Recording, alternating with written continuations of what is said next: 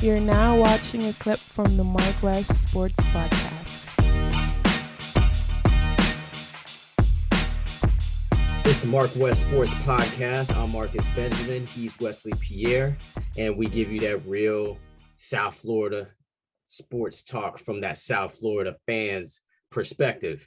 And our boys are in the playoffs, so let's start off with them, the Miami Heat. You see the background.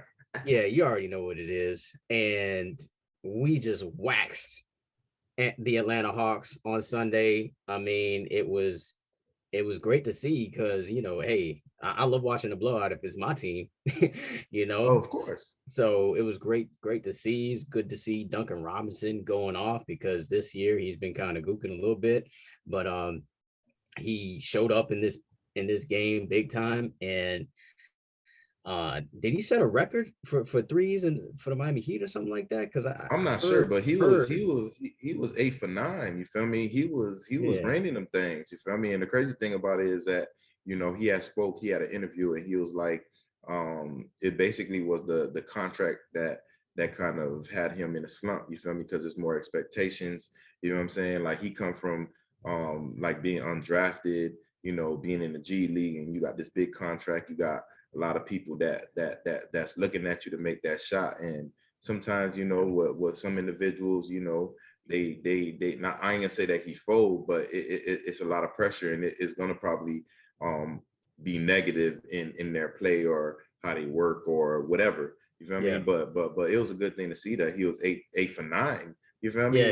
Raining them threes. Yeah, definitely. I also wanted to make sure that we start saying this on the podcast. We say like what we are going to talk about. So if they start playing the podcast, they know exactly what we're going to talk about. So okay. I do want to say we're going to talk about Kyrie because I do want to talk about the whole Kyrie situation.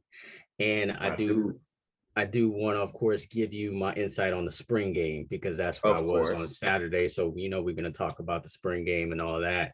But but back to the Miami Heat, man, because I saw some news come out today where they kind of announced who was going to be the finalist for the defensive player of the year. And so coach of the year, Eric Spoelstra, sixth man of the year, Tyler Hero, rightfully so, is going to be one of the finalists. But unfortunately, Bam Adebayo is not named a finalist for Defensive Player of the Year. And it came out that he was not happy about it, just like every other Heat fan would be. He said it was disrespectful. Eric Spoelstra even came out and said, it shocked him to find out that happened.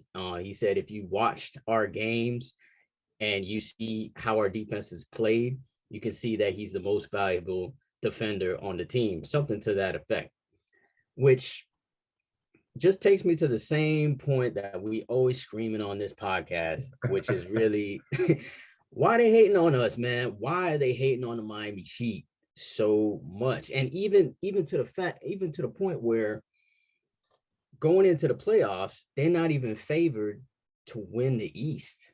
Mm-hmm. They got Brooklyn number 1, and then Boston is number 2, and then the Heat. Where they do that at, I don't understand, because this team has dominated those teams.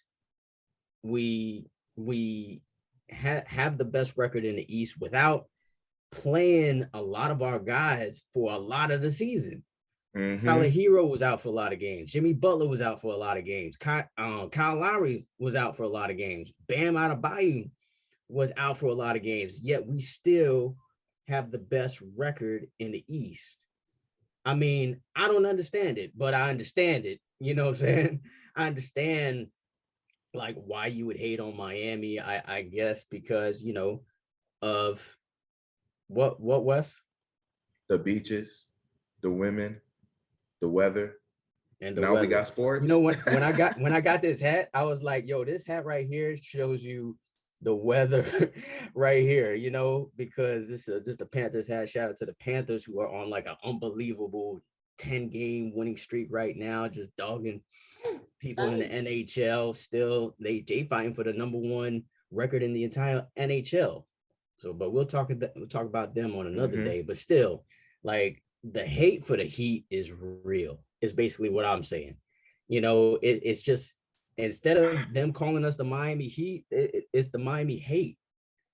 You know what I'm saying? They just hate on what's going on down here. And it still just kind of boggles my mind though, because I understand they don't have any big time stars, as of yet. Tyler Hero can be a marketable star. I don't see why. Jimmy Butler obviously has been a star in this league. Bam Adebayo could also be a star as well. But for some reason, we are not getting the publicity that other teams like the Brooklyn Nets are getting, or the Boston Celtics, or even the Los Angeles Lakers, who are not even in the playoffs, have been getting way more pub than us. I guess because we got that workman-like mentality. It's a work pale philosophy. It's the Heat culture, and maybe a lot of players are not built for it. And apparently it's not built to be talked about in the media, which is fine by me though. At the same time, because you got to run through Miami to win the championship. I think we're going to sweep Atlanta. Of course. The next round, I think, is going to be a gentleman's sweep, whoever that is, and it's likely probably going to be Philly. What's the line? And then whoever we play in the last round, who I think is actually going to be Boston. I think we're going to take them out in 6 games, because that's the only team defensively that I think is actually pretty decent. And I don't believe in the Bucks at all. I mean, I wouldn't say at all, but I just don't believe that they're going to make it to the finals. And I think the PG, since we snatched PJ Tucker away from them, I think that's going to be something to, for them to really make up for. And I think, we're going to have the edge. That's my thoughts on the playoffs thus far.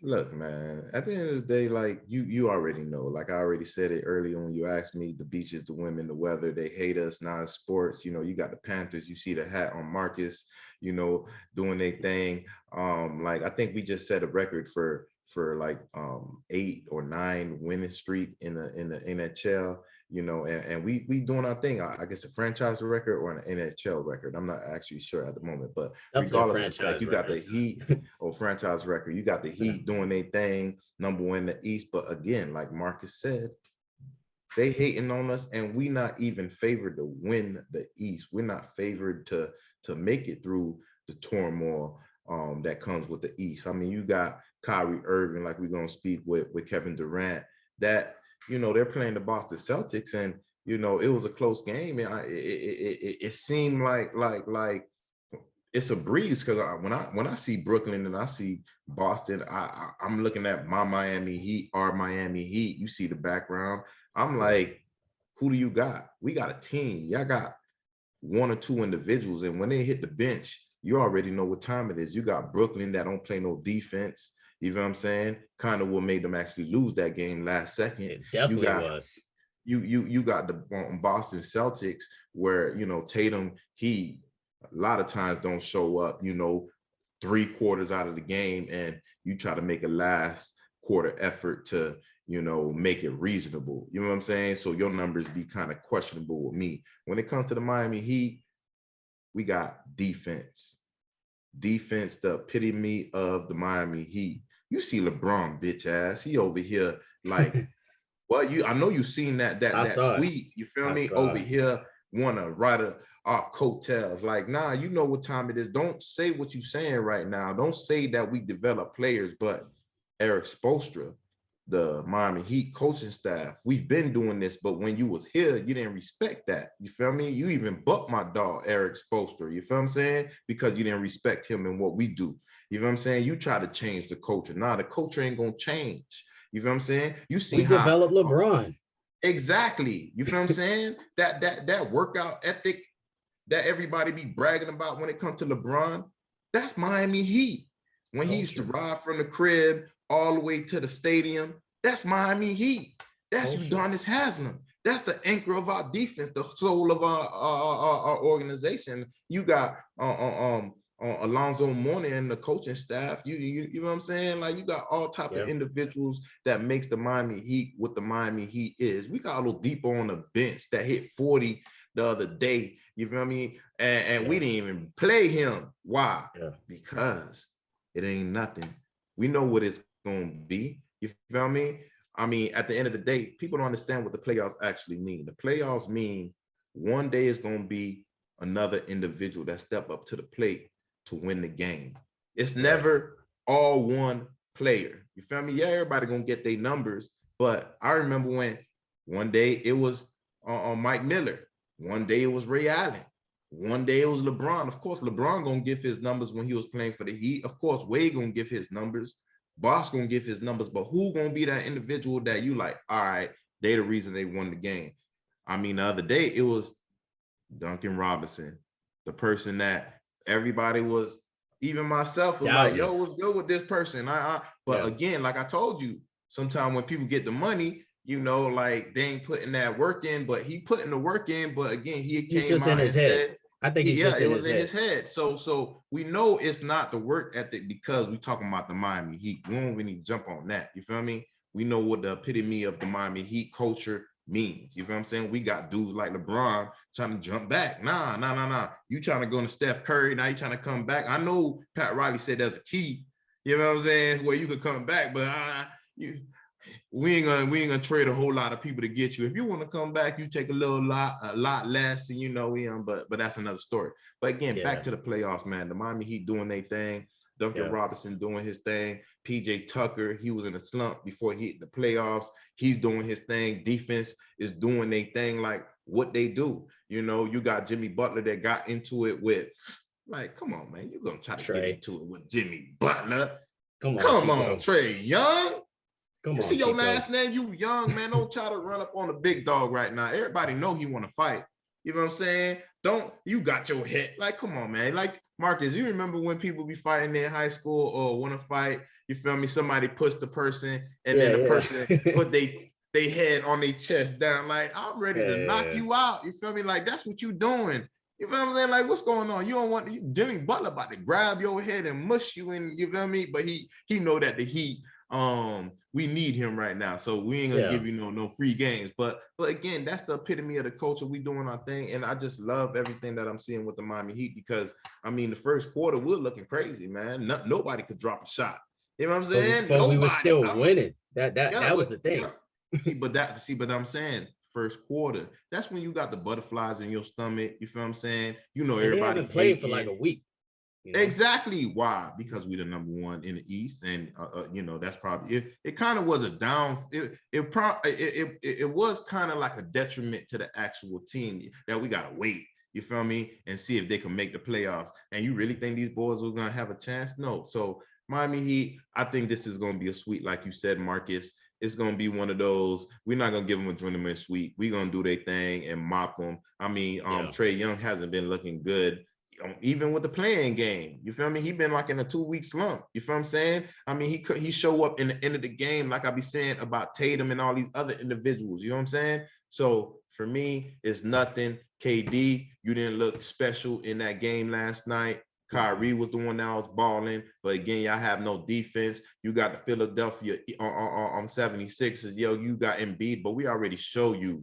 You remember when you was saying something like that, Embiid? I'm like, come on, man, we're gonna do them, man. You feel what I'm saying? And we did them the same way I've been saying. But again, we didn't play him with Harden, but it's gonna be a little different. But man, we still gonna do them. I already said it's gonna be a jump. Yeah, because I'm like, you remember, like James Harden, he disappears. He disappears in the East. No, not even the East. He disappears in the playoffs, so I ain't even worried about that. All those little fouls like Kemba Walker used to do to the Miami Heat to get to the free throw line, that is already kind of banned in the NBA. So if it ain't a real foul, if it ain't real grit, if it ain't real, you know, like they ain't gonna call it. So hey, that speaks Miami Heat.